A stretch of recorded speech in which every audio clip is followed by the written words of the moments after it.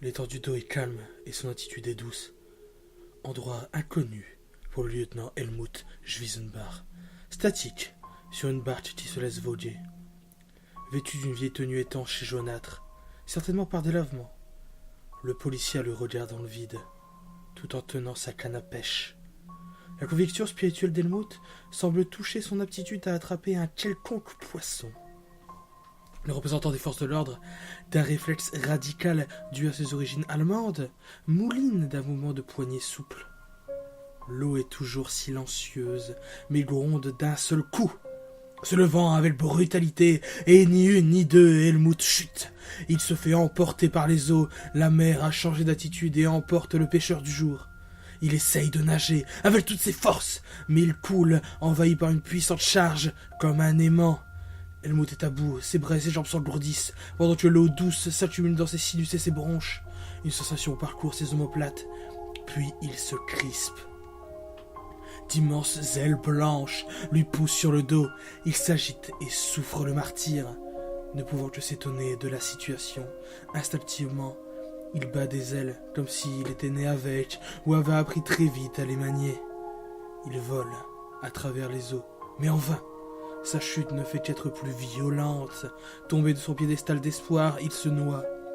Un rire malicieux et fou se fait entendre. Helmut ne peut que l'entendre quelques millièmes de seconde avant de s'enfoncer dans les eaux troubles. Allez, on se lève. Il est pile 8 heures et c'est les meilleurs titres pour vous de Radio Rock'n'Roll. Le son provient de la radio de poche posée sur la table en bois, à côté du lit inconfortable en osier d'Helmut.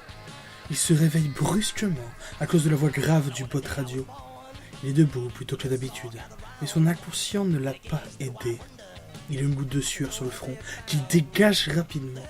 Helmut veut profiter de ses vacances. Il a pris une semaine dans sa cabane en forêt, non loin de sa ville où il exerce, Lawton, dans l'Oklahoma.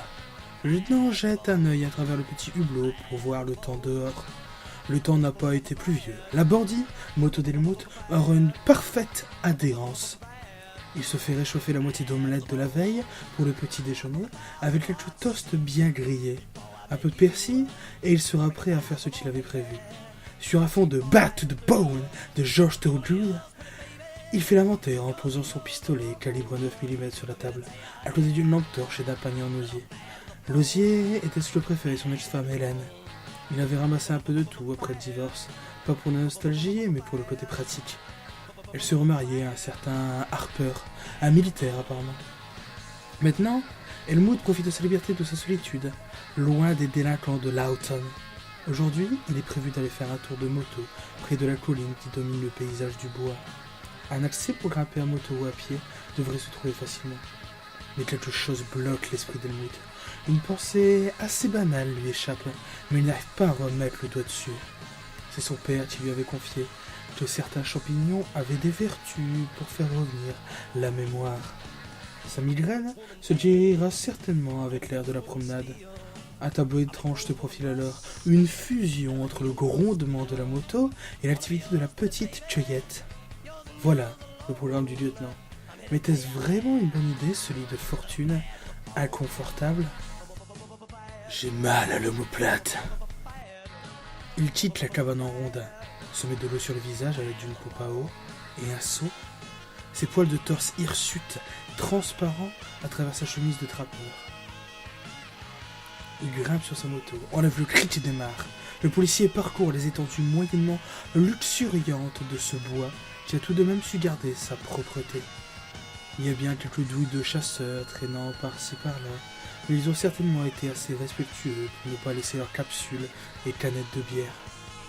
Helmut ramasse quelques champignons comme des bolets et des pleurotes, puis reprend le chemin. La bécane d'Helmut fait virevolter les feuilles dans le vent sur son sillage. Plus il avance, plus la colline devient gigantesque. Helmut s'arrête un moment tout en laissant le moteur tourner, avec une jambe prête à partir et l'autre sur le sol. Le policier de son regard bleu clair ne prend pas longtemps à trouver une montée praticable pour aller au sommet de la colline. La pente est assez raide, mais il aime les risques. Comme tout bon motard, il fixe bien son panier de champignons et démarre l'ascension de la colline. Maintenant, C'est de la poussière et de la poudre de roche, il ne résiste pas à la puissance du moteur du véhicule. Le lieutenant de police ressent une adrénaline qui pour lui est apaisante. Pendant un court laps de temps, Helmut semble avoir oublié ce qu'il avait oublié, concernant ce qu'il devait faire en ce jour. Il quitte sa moto en arrivant au sommet et après avoir remis correctement ses cheveux volumineux pour mieux voir, il prend un gros bol d'air frais. Après une bonne vingtaine de minutes à regarder les alentours, Helmut tente de se souvenir de ce qu'il doit faire. Il ne pense pas que ce soit important, et pourtant, malgré sa migraine, il a la volonté d'essayer de s'en souvenir. En mettant la main à la poche, le vide de sa couture lui fait enfin rappeler quelque chose.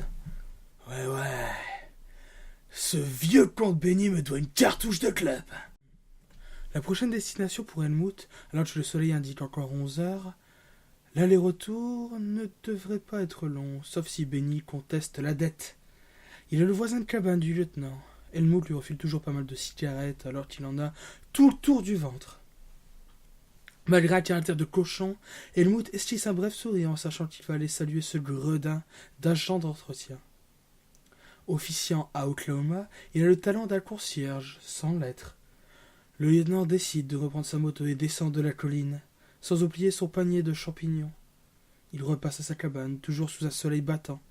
Helmut sort de sa cabane avec un pistolet, une gourde de survie et une bouteille de térébenthine avec quelques outils. Benny a toujours tendance à avoir des lubies de construction, mais il n'est pas forcément très adroit. Helmut vise une barre et prévenant, et pourquoi prendre un pistolet pour aller voir un vieux pote ? Réflexe de flic. Le membre de police de l'Oklahoma roule rapidement vers la cabane de Benny. Il est intercepté par quelque chose de curieux. En s'approchant des toilettes un peu avancées et à part du domicile secondaire de Benny, étrange de voir une énorme flaque d'eau envahissant le contour des sanitaires du concierge. Helmut décide de descendre de sa moto et de s'en approcher pour voir si ce n'est pas un problème de canalisation. Ah oui, car il faut bien prévenir Benny s'il n'est pas au courant. Il ouvre la porte d'un coup sec. Et ce qu'il voit est effroyable.